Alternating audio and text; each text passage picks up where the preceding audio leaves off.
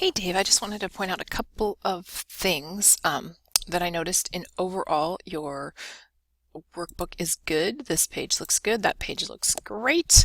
On this page, I just wanted to point out a couple things. This, of course, looks a little weird and it's an easy mistake to make. What happened was you changed your text using this little button right here.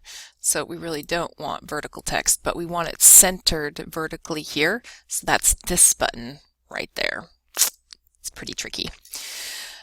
You weren't the only one who had that issue. So your total row looks good. These are bumped in. Your formatting here is great.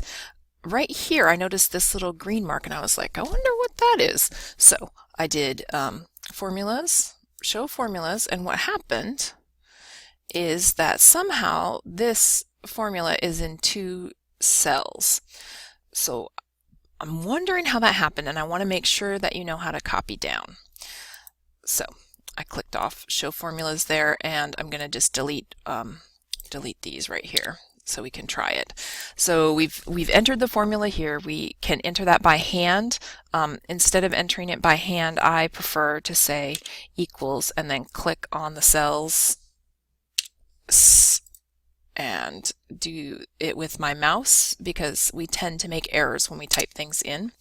And so I was just showing you as an example. That's not the formula I want there, obviously, but you have the formula written in here regardless, and it's E4 divided by C4. So then we can just grab in the corner here and copy down, and it knows automatically to apply this formula to the E row and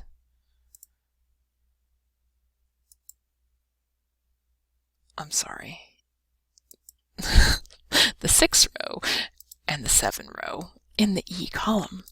So I wanted to make sure you were doing that, and then the difference here, you don't have to redo anything, just FYI.